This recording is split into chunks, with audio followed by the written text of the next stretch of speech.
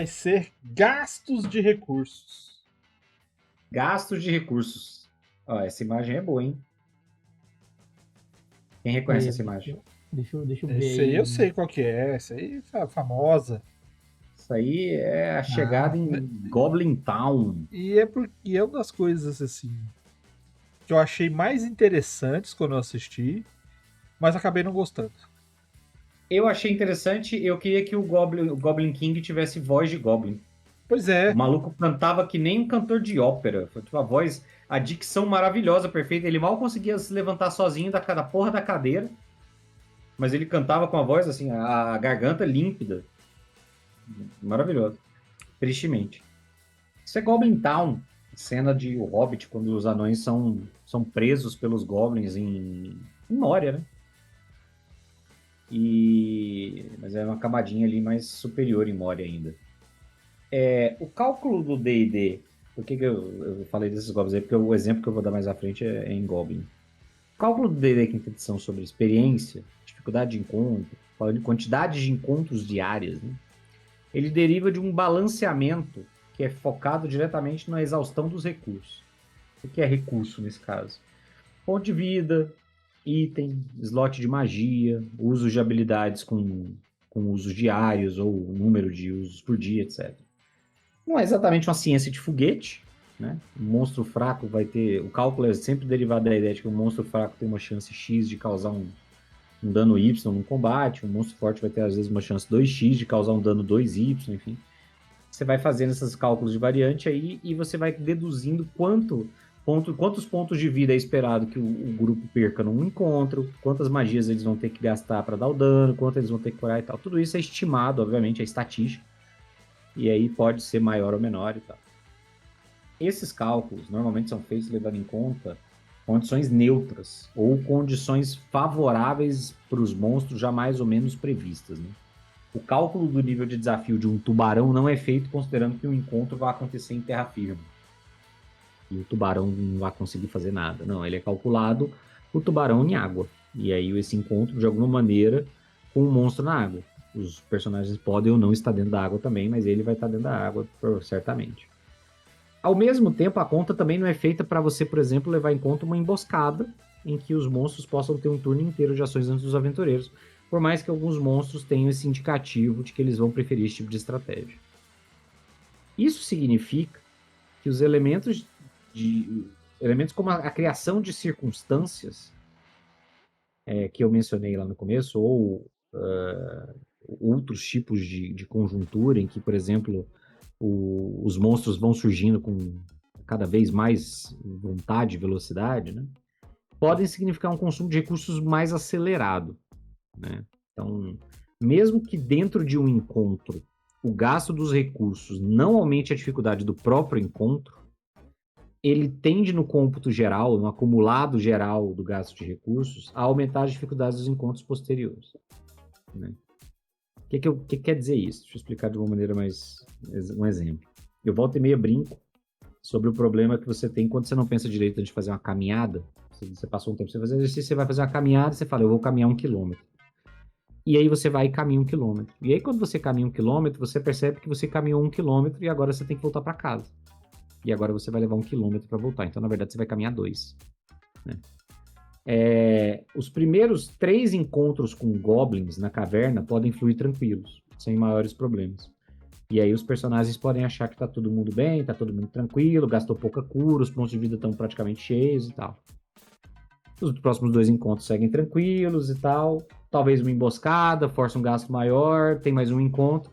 A hora que os caras vêm, eles gastaram 70% dos recursos. Só tem mais uma magia de cura, só tem mais uma poção, todo mundo já tá com menos da metade da vida. E aí a hora que os caras olham e falam, beleza, a gente tem um problema. Se a gente tiver o mesmo volume de encontros na volta que a gente teve na vinda, a gente vai morrer. Porque a gente foi gastando esses recursos.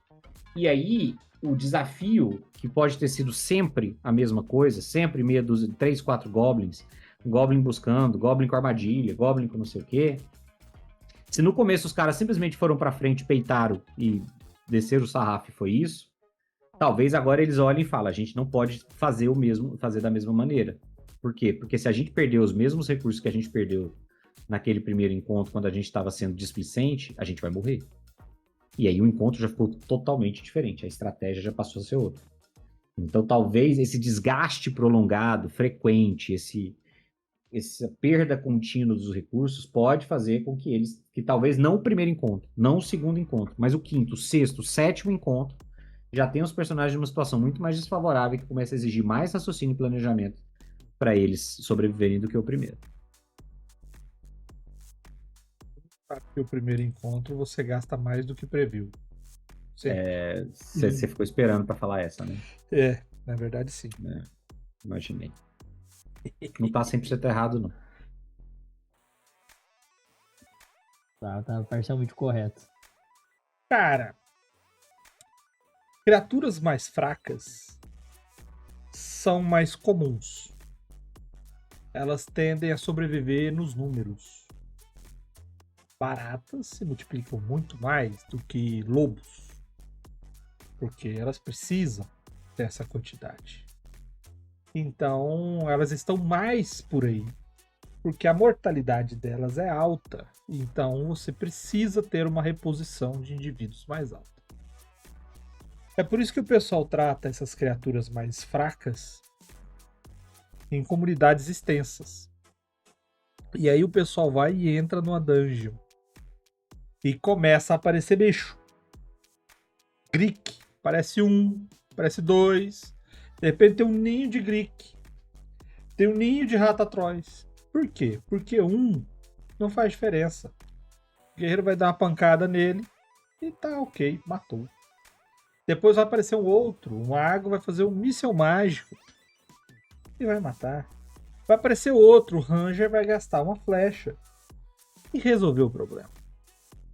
Só que a dungeon exige 12 horas de exploração. Bom, em 12 horas, quantas flechas o Ranger vai gastar? Quantas magias o mago vai gastar? Quantas porradas o guerreiro vai ter que levar, as mordiscadas que ele vai ter que levar? Então, as criaturas fracas têm um objetivo muito interessante no jogo, que é sacanear o jogador, gastando o recurso do personagem. Porque se você quer montar um desafio desafiador, por assim dizer, você precisa deixar o grupo em condições de enfrentar situações sem exagero. Eu tenho um grupo de 5º nível, eu quero que tenham dificuldade no desafio final. Vou botar um vilãozão, um monstrão lá de nível 10. Você não precisa, meu amigo. Se você deixa os caras de 5 níveis e vai minando eles aos poucos, lá no final, um desafio de nível 4, de nível 5, vai ser muito suficiente para você praticamente ter esgotado eles. É só você ter cuidado. Marcelo falou aí da matemática. A matemática do D&D, ela é traiçoeira. Porque você, até quem fez acha que entende. Mas eles não entendem, não. Eles não entendem, não. Porque não tem uma quantidade limitada de atribuições equivalentes. Elas não são equivalentes. E se você não tem equivalência, você dificilmente tem equilíbrio. Então você tem que tomar cuidado com isso. O conselho particular é feeling. Vai sentindo onde a história está indo. Faz seus cálculos e aí você vai sentindo. Se os seus cálculos você pesou demais a mão e está muito mais pesado do que devia, você dá uma aliviada. Se está muito leve, você dá uma pesada. Até chegar ao final, ao encontro final, ao desafio final, com o nível que você deseja para ter um encontro legal, para ter emoção, porque também não pode chegar e simplesmente dar a pancada no monstro e vencer, mas também eles não podem tomar surra e sair só o bagaço, porque eles querem um pouquinho de heroísmo nessa vida sofrida que os seus jogadores têm, que não tem um sucesso fora da mesa de RPG, então eles recorrem ao RPG na esperança de vencer alguma coisa e você tá tirando isso deles. Então só tenha esse cuidado, porque senão você vai conseguir um bando de inimigos ao invés de um grupo de amigos.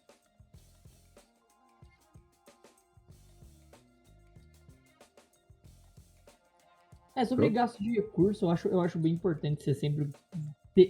O vermelho arrancou as palavras da minha boca, que feeling é um sentimento, é um negócio muito importante que você tem que ter. E também você conhecer um pouco a sua party, sabendo, A galera é de queimar recurso por qualquer coisa. Se você beliscar o dedão do guerreiro, vão gastar cura? Ou só vão começar a curar o guerreiro depois que ele perder uma perna? Depois que ele tiver com 2 de vida? Como a sua party funciona? Eles querem ser os primeiros a gastar recurso que eles vão usar bola de fogo? Ou eles querem esperar os inimigos atacarem pra ir usar curas, ou usar proteções, ou usar alguma coisa por reação? Você conhecer o seu grupo é um jeito um pouquinho de você criar combates que desafiem eles sem matar eles na pancada. E Filin vem bastante disso, de você conhecer os seus jogadores. Exatamente. Incrível você saber a sua. Não só a sua party no sentido dos personagens, mas das pessoas que pilotam esses personagens. Exato. Conhecer a galera é primordial mesmo.